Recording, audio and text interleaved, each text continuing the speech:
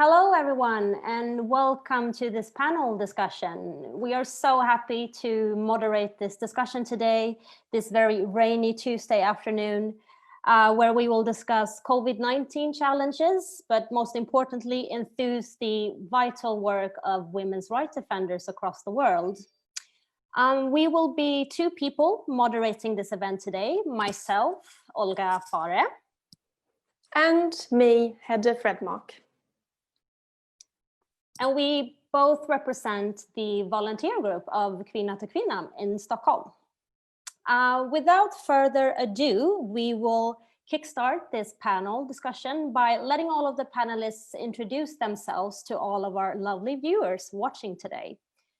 And we will start with Åsa Regnér. Welcome to this panel discussion. Can you briefly explain how you work with women's rights in your day-to-day work, and how your job addresses violence against women? With pleasure. Thank you so much for having me. It's a dry morning here in New York, and it's great to see all of you. UN Women that I represent, I am deputy head of UN Women here in New York. We have about 3,000 people in the world, working in 40 countries with country offices and 40 more countries with programs. And our job is to be where poor women and women with the greatest needs are, and to support them to make sure their rights are implemented in the situations where they are. And obviously we've been working very hard and a lot on that during COVID these last months. And not to now do my whole contribution to this panel, but I also wanted to point out that what we have spent quite some time on is to also collect data, information globally on what has actually happened to women and girls in the world, which in its turn has informed the rest of the UN system. And I think it's true to say that the UN system has really had gender equality as a priority in its measures to meet the COVID consequences, which have been more dire for women and girls, which we can also see improve. And I'm happy to discuss that with you. So on a daily basis, I work with all of this.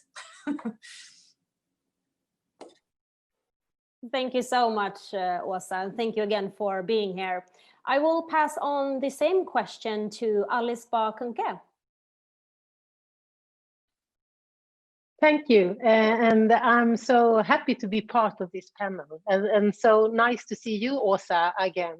We spent several years together in the Swedish government, and I'm also so glad that you, Olga and Hedda, introduce yourself as also as volunteers, because I think this is so important that you arrange this and that you are volunteers. And I've just had a meeting as a rapporteur for the Rights and Values Program, which is part of the MFF, the long budget program, that will be decided, hopefully, in the coming days or weeks. And there we are fighting for that organizations as Kvinna to Kvinna and volunteers and citizens' participation will be part of how to form the EU to a more democratic place to live in, and how to fight violence against women. But I am a parliamentarian, and I'm in the Green Group, and I'm also the group leader, the coordinator for us, the Greens, all the Greens in the EU, in the FAM committee. It's the committee in the parliament where we work with equality, and we do the fight against the violence against women, but also LGBTI issues and so on and so forth. So violence against women is something that I work on and with on a daily basis. And I hope that, and I know that after this panel, will have even more perspectives to take into that work. And I hope I can also give some input to all listening to this panel. Thank you. Thank you so much, Alice. We're so happy to have you here. Lastly, we have Katarina Bergehed and Dijana Stojanovic. Both of you represent civil society organizations. So can you please introduce yourself and your work with women's rights? Katarina, you can go first, and then Dijana is welcome to continue. Thank you, Olga, and thank you so much for inviting me to this seminar. I really look forward to it, and I can just echo what Alice just said. It's so important to see that we, it's a joint effort to actually make change happen in people's life, where we need to mobilize and engage as many people as we possibly can. In my work as a policy advisor on women's rights and sexual reproductive rights in Amnesty International Sweden, I also work every day with violence against women, both in Sweden, but also through networking with my colleagues in Amnesty International and other organizations across the world. I do a bit of research on Sweden. For example, last year we made a report on the issue of rape in our Nordic countries, Denmark, Finland, Norway, and Sweden.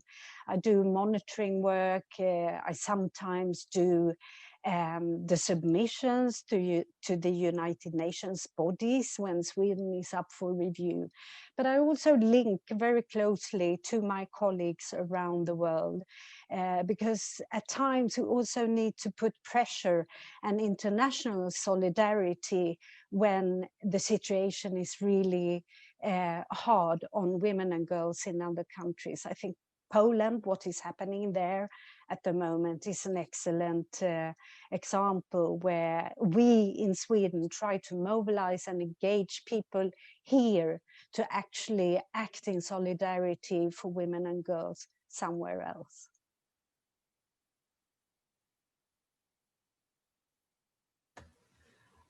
Thank you, Olga. I'm very happy to be part of this panel discussion on this very important topic and to present Kvinna works. The Kvinna Foundation works in 5 regions in the world, supporting over 100 women civil society organizations who provide direct services for prevention and protection from gender-based violence, organizations who advocate for improved policies and better access to services for women, organizations who encourage women's participation in peace-building processes, as well as organizations who empower women's participation in decision-making processes at different levels. Here in North Macedonia, we cooperate with over 20 organizations and networks based in different parts of the country and financially support 12 partner organizations through different programs.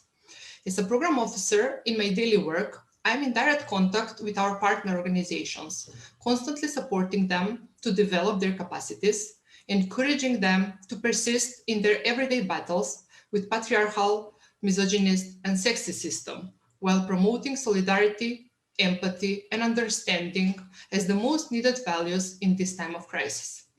Creating safe spaces for networking and facilitating access to relevant forums where the voice of women human rights defenders is heard is also part of my job.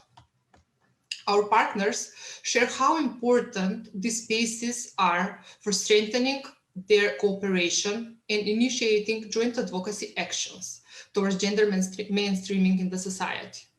Direct support at a larger number of women CSOs, strengthening the women's movement as a crucial part of the vibrant civil society, while contributing to preventing gender-based violence, encouraging women's economic empowerment, and implementing the Women, Peace and Security agenda. Thank you so much, Katarina and Dijana, and thank to all of our panelists for that introduction. Now we're a bit more acquainted with all of you and the important work that you do. And we will continue with the actual discussion now. I will turn my attention to Åsa from UN Women. UN Women has, since the outbreak of COVID-19, released several reports addressing the issue of a shadow pandemic. Could you elaborate to our viewers on what this shadow pandemic looks like? Thank you very much. Well, as we all know, on the one hand, women in the world have literally saved the lives of the rest of us, and they continue doing so month by month, and numbers are growing again when it comes to COVID. Women work in health sectors, in the health sector, they work in pharmacies, they work in the agricultural sector, they work in grocery stores, etc. On the other hand, women have been more affected by the COVID, the socioeconomic consequences of the COVID virus, and they have either not been paid, they have not been paid for the work that they've been doing to an extent that we would pay men for the work that they are doing. And also governments have not responded to the effects of the COVID virus on the socioeconomic side, although it affects women more than men. And I mean by that, when it comes to violence, violence levels have increased with around 30% in the world, we estimate, and we try to collect that data. We also see that women's income losses are greater in comparison to men's.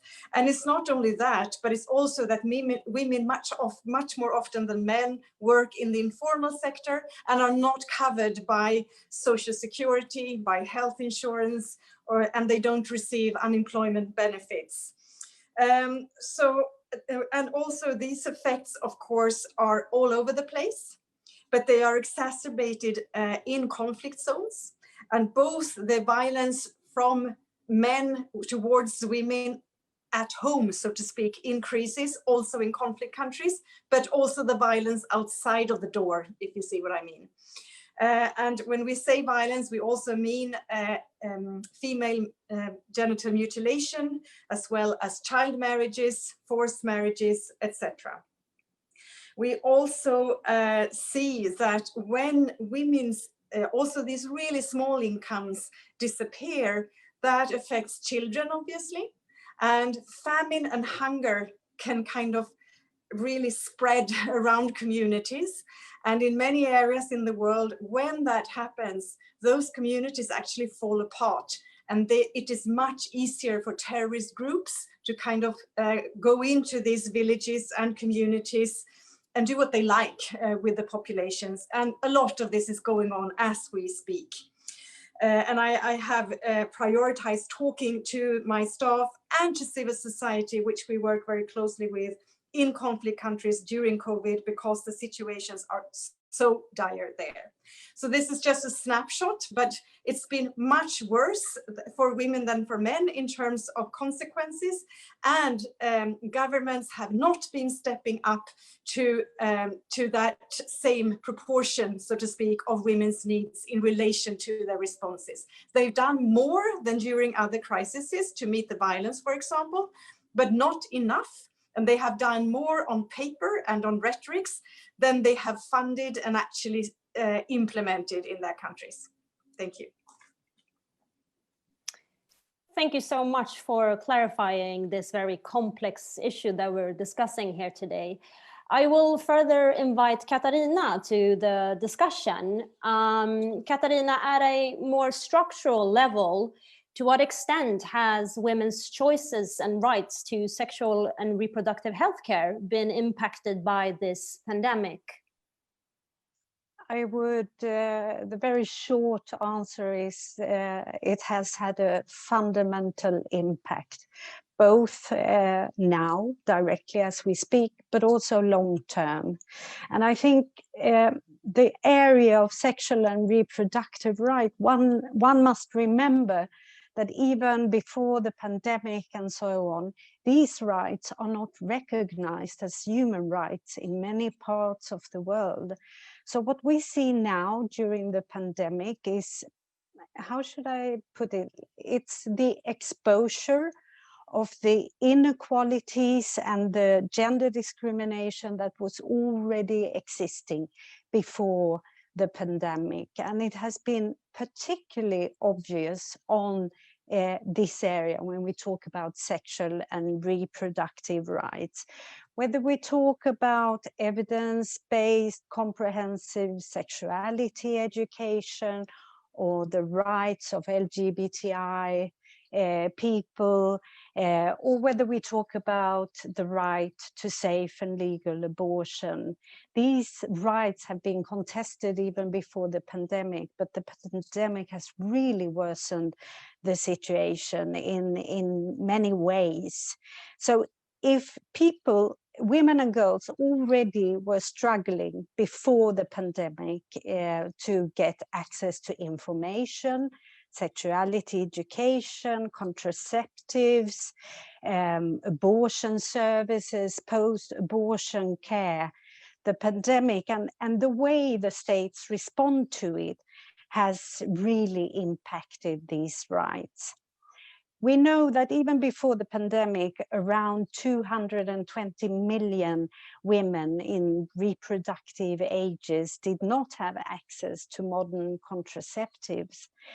But because of the lockdowns, the disturbances in supply chains and so on, even more girls and women are now lacking contraceptives. And this will, of course, result in more unintended and unwanted pregnancies. Now, it's also important to remember that around 40% of women in reproductive age in the world, they live in countries where the access to abortion is either heavily restricted or totally banned, even before the pandemic. So this means that state law and states that have introduced this kind of bans only allow abortion in very exceptional cases. So with these restrictive laws still in place during the pandemic, and the rise of unintended and unwanted pregnancy, an obvious result will be also a rise in really dangerous, unsafe abortions, which directly put a threat to women's health and life.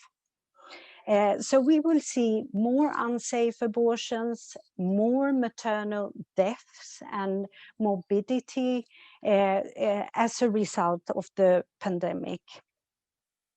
And I also want to highlight that it's always the most poor, marginalized women and girls that are most severely affected also by these kind of laws, because they find very few ways to deal with the situation apart from the very dangerous, most dangerous options.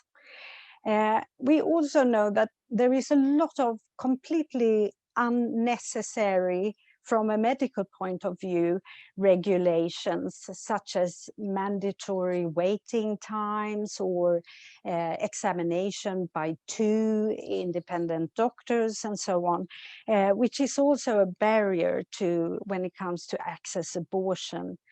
And in many countries, the abortion services that do exist, they are in the urban cities and settings, leaving women on the countryside and in the rural areas without such services. And of course, with the pandemic and the lockdowns, the travel restrictions and so on, this even creates more barriers to women to access abortion services when it's legal. There are also many women in countries like Poland and other countries that could, before the pandemic, travel to other countries to get a safe and legal abortion there. But that option has been closed due to travel restrictions and so on. Also, countries like India, who produces the medicines needed for medical abortion, contraceptives and so on, have had long periods of lockdowns and so on, which means that there is now a lack of abortion medicines which are used for early abortions, and less women will have access to that. And then on a general level, of course, poor countries with limited resources will prioritize the COVID-19 pandemic, and resources are drawn from other non-corona related healthcare services, including sexual and reproductive health services. And I think we've also seen very worryingly examples of how some states also use the pandemic to further restrict the sexual and reproductive rights of girls and women. That is certainly not only the case in countries with little resources, but also some states in the United States have used the pandemic as a way to further restrict abortion, although it has been challenged by civil society organizations and so on. And I think lastly, we must ask ourselves what happened with young people and their access to sexuality education when schools are closed for months, perhaps years. And also some of the most marginalized people, like trans people, trans women, who are now having hormone treatment and other health services that are really important for their health when these are suddenly stopped. So that's a few examples of how we can see the COVID-19 impact now, but also it will have grave consequences for a number of years to come. Thank you, Katarina, for that insight and for sharing your expertise in this area. I will turn over to Alice. From a European Union perspective, in your role as a leader for the Greens in the Gender Equality Committee, have you seen any tendencies for the current corona crisis to be used as a cover to curtail EU's gender equality work? Thank you. I mean, after listening to both Åsa and Katarina, you can really feel that there are so many reasons to hate the COVID-19 pandemic. But I also think it's important to know that all the bad things that right now is happening when it comes to women's rights and to equality, some of it would have happened anyway. And just as you're saying, under the curtain of COVID-19, some governments, even within the EU, are saying that they're doing it just to protect the people from the COVID-19. But for example, when it comes to Poland, and now all our friends and the civil society organizations demonstrating, and they're doing it even though the government and it's are saying, and the agencies and the police are saying that you are not allowed to go out in the street with so many other people. They are doing it anyway. But I think that what I really would like to underline is what Åsa said, that a lot of governments have done some things, but it's not enough. And it's so many nice words on paper over and over again, but we are not seeing the really efforts when it comes to really financing it, or doing what they have said that it's needed to be done. And this is something that we see in the FAM committee, because we are discussing equality and we are discussing the fight against the violence against women and girls, and we are even discussing the most vulnerable women, the women, the migrant women, or women and girls in refugee camps on the Greek islands, in Libya, traveling over the Middle Ocean, everything that is really also going on, even though there is a pandemic. And we are saying, we who are progressive, we who want to do more, who want to prioritize in another way, we are saying that now is the time to put the money where they can have most effect. And they're saying, yes, it is, and we are hearing you, and that's right. I mean, all the time. And every time I'm into this discussion, even now, I get so frustrated and upset, because if we, all of us, Kvinna to Kvinna, everyone, all the organizations and the UN and me as a parliamentarian chosen by the people, if we again accept that you can talk and talk and talk and not doing it, not even when this is not the last pandemic, there will come several more. And if words doesn't matter, what then matters? We know that all of this is happening. We know who suffers the most. We know that, from an intersectional perspective also, we know, we have all the facts, we have all the information, we have all the knowledge from the NGOs, and still we are not doing enough. In other words, we are seeing it, but we don't care. That is what the power of the governments are saying. So what is really needed and what has given me so much hope is, for example, the demonstrations in Poland. A Friday some weeks ago, more than 500,000 people went out on the streets. Not only women and girls, it was the partners, their grandfathers, their boyfriends. People raised and said, it doesn't matter even if it's a COVID-19 pandemic. We need to fight for our rights now. We need to fight for legal abortions. And I am chosen into a parliament, and I believe in our democracy and our parliamentary system. But I also believe, because that's part of democracy, people right to protest and people right to also sometimes use civil olydnad, what that is in English. I don't even know what this is. You understand what I'm saying? To do things because what I want to say is this. Right now, who needs politics the most? It's the most vulnerable women. And that's why I'm into politics, to be there to do politics for those who need it the most. Me, I am a rich woman. I am a woman with power who is even chosen by the people to be in the parliament. But I know so many women that really needs politics now. And that is what I'm telling my friends, my colleagues in the parliament. If not now, when? Honestly, if not now, if we are not able to put not only words, but also money into what we are saying and also focusing this to the most vulnerable, then if not now, we can go home. That's what I'm saying. Thank you. I don't even know if I answered the question. I was so upset, but thank you. Thank you so much, Alice, for sharing a bit of a common frustration. We are gonna have to move on a little bit. My co-moderator for this event, Hedda, will take on and she will continue by asking some questions to Dijana. Thank you, Olga, very much. So, Dijana, here is my question for you.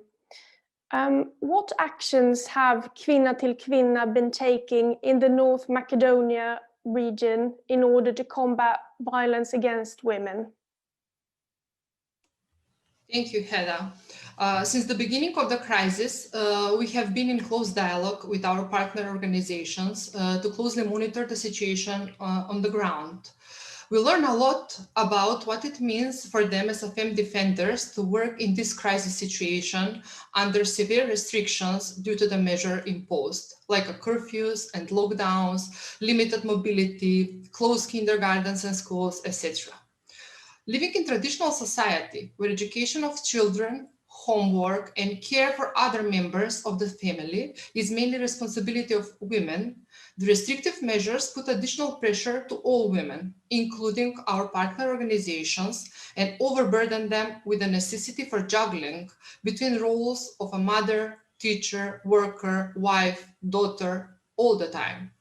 This results with an anxiety, fear, and inability to focus on work, in addition to the great burden due to uncertainty and inability to plan possible alternative scenarios for the implementation of their programs. Our partner organizations have shown great adaptability despite the challenges and were first to fill in the gap while the state institutions needed time to adjust to the crisis.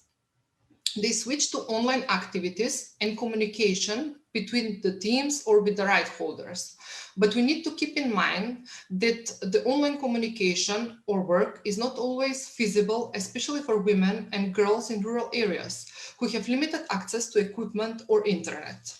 Therefore, we have been flexible, understandable, and supportive toward our partners. Our open and close dialogue with the organizations help them to adjust their programs to the needs of the right holders and very quickly to continue their very important work. Regarding gender-based violence, it was expected that the cases will be increased during this crisis. Unfortunately, all institutions in our country, like the health centers, social centers, and police especially, were all committed to COVID crisis, and they were neglecting their initial role of providing services to all citizens. Through our partners' work, we were and still are witnessing how institutions failed and are not capable to provide protection to women victims of domestic violence. Unfortunately, no urgent measures were imposed for this vulnerable category of citizens. One part of the problem was that shelter centers for victims didn't have protocols for work in this situation, and shelters were unable to receive victims, which was overcome through women's civil society intervention. The other part of the problem was completely insensitivity of the police officers who were given penalties to the women found on the streets during curfew and lockdowns without having in mind that they just run from their home violence.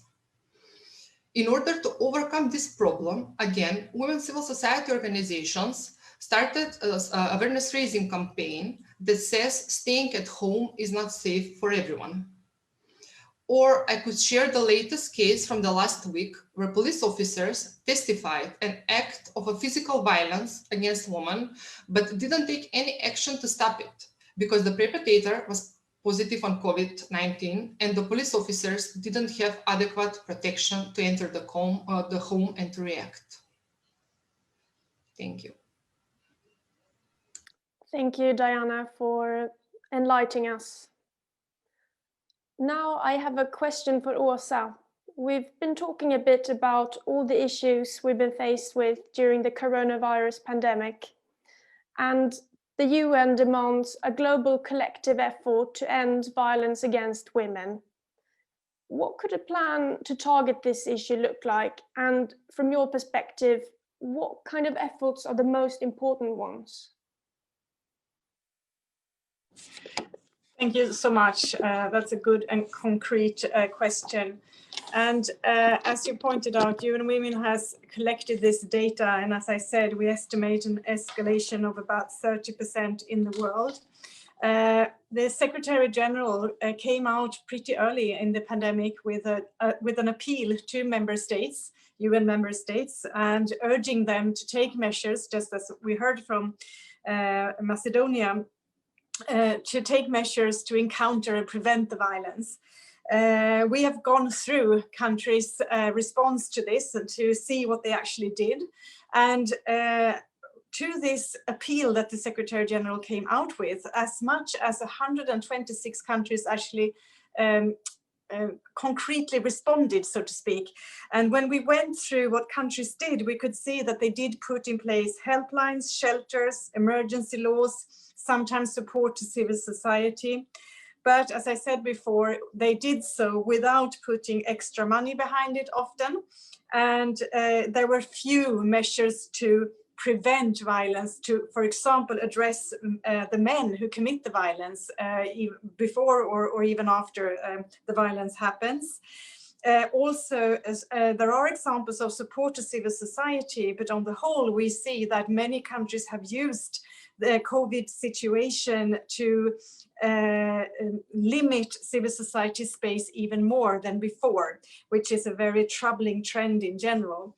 And many women's rights defenders have had really difficult times and still have.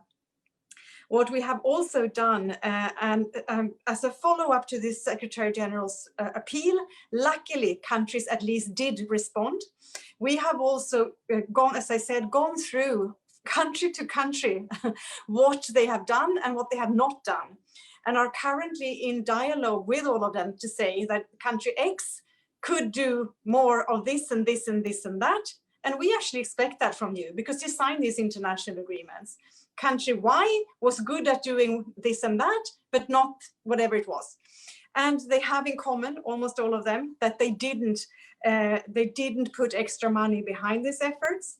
We have also gone through the response packages, so to speak, in general, the emergency packages as finance ministers have put through in many countries. And unfortunately, we see that in those packages, although women were harder hit by the COVID consequences, only 16% of all the measures, we really counted, were actually directed directly towards women's situations. We have also seen that, well, Alice, my ex-colleague from cabinet, who is now a parliamentarian, in the world, before the crisis, only 25% of all parliamentarians in the world were women. And we see when we try to go through decision-making during COVID in relation to these packages, they were even fewer. So what can we do in future? Very briefly, and I'm happy to discuss more with you and everybody who's interested after this.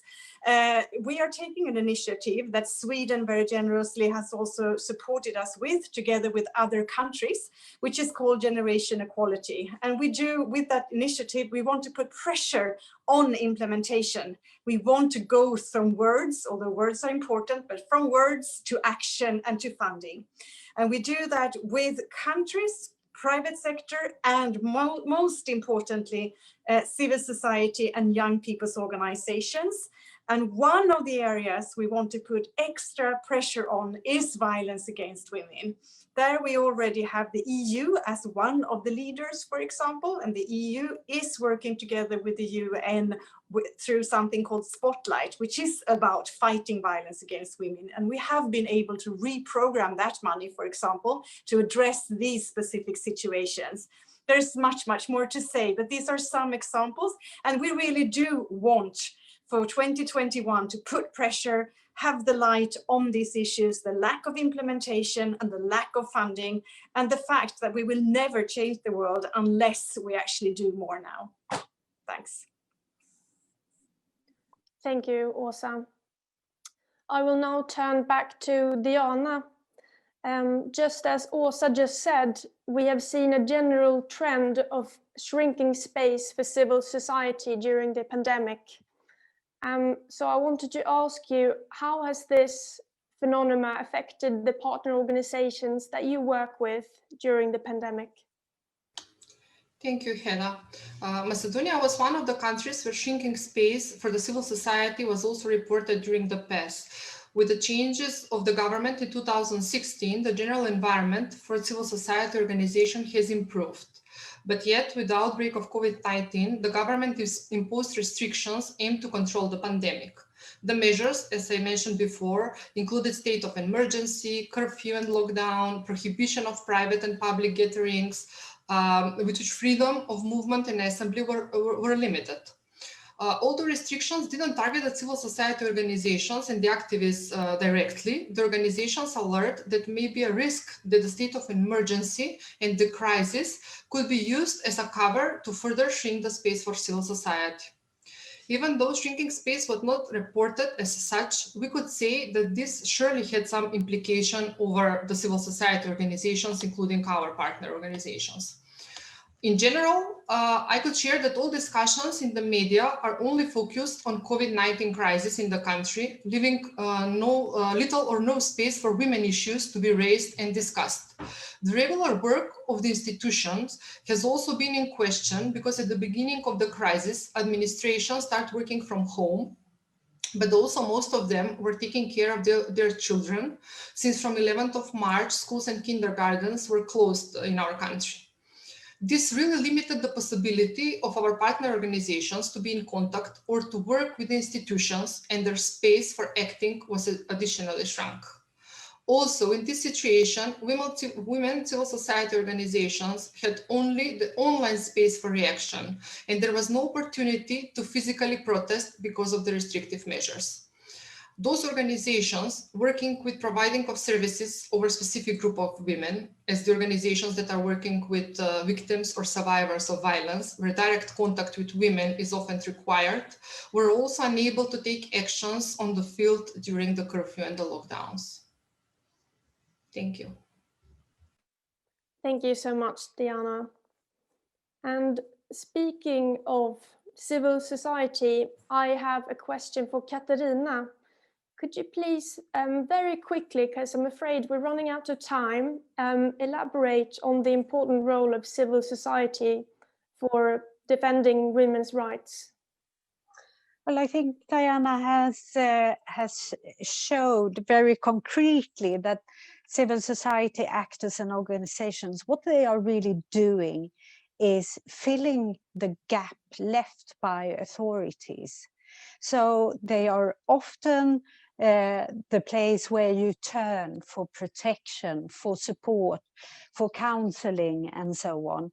And that also goes for sexual and reproductive health and rights issues. These services are provided very often by civil society organizations and actors. I think I'd just like to mention a short example, because I think there has been really proactive and new approaches, and that shows that these actors has also adapted to the crisis. For example, in Chile, where access to abortion is very limited, but after the country also closed its borders, it affected the shortage of contraceptives and abortion medicines and so on occurred. And there's also a problem in the rural areas. So in Chile, local activists helped get women getting access to abortion by organizing transportation. They drove women from one area of a city to another because the doctors in that first area would refuse to provide abortion even when it's legal. So they organized these transportation.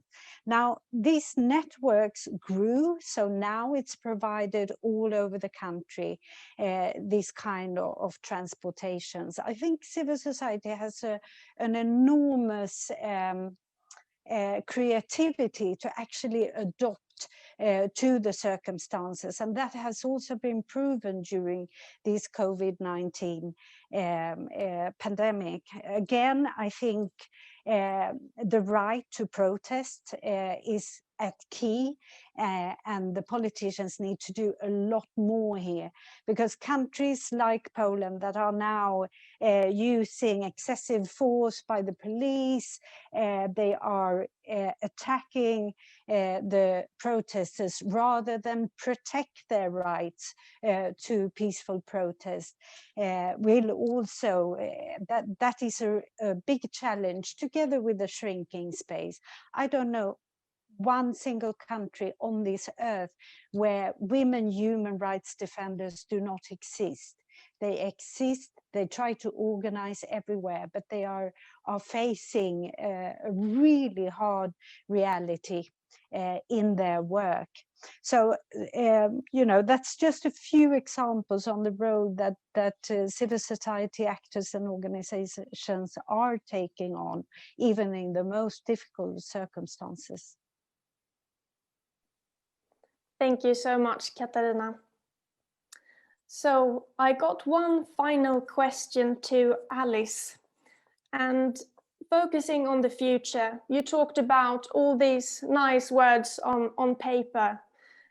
What do you think we should focus on moving forward?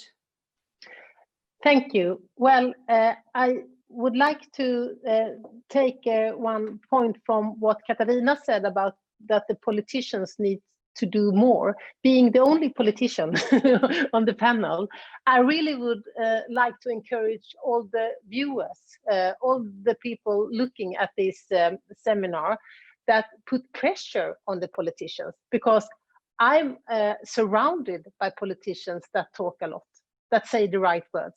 But then when it comes to voting, to really prioritizing women's rights, the most vulnerable rights, girls' rights, they're not doing it. And then I ask them, why are you not doing it? You have been talking and talking and talking about this being so important. And then when we are supposed to decide, we are standing there alone, and you, the majority, are not doing what you said was so important. And they can do why the reason, the answer is because they have no pressure on them. So, well, politicians need to do more, but voters and everyone needs to do more. I mean, there is a saying that you get the politicians you deserve. Well, I'm not saying that I'm not to blame, because I think that we, the politicians, I mean, we have your votes to do your thoughts, but you need to put pressure and really scrutinize us and not letting us go away with just talking. Thank you. Thank you, Alice. How right you are. We're all in this together, and we can all do more to combat violence against women, for sure. So we've now reached the end of our session, and Olga and I are so extremely grateful to all our panelists for helping us shed light on this very important issue. Thank you everyone for watching, and have a great evening.